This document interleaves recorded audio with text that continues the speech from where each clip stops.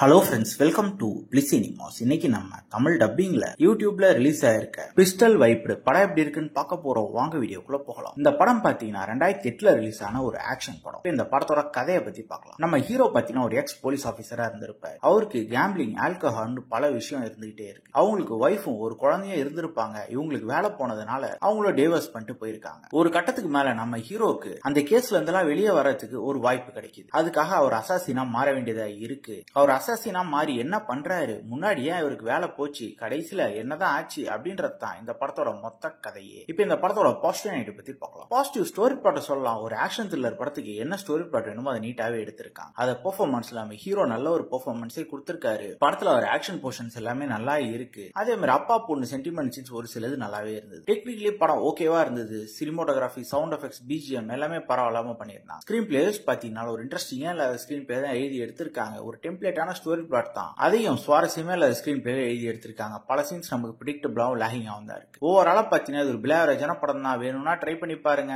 படத்துல அடல் கண்டென்ட் இருக்கு, சோ ஃபேமிலியோட ட்ரை பண்ணாதீங்க. இன்னொரு வீடியோல சந்திக்கலாம். தேங்க்யூ.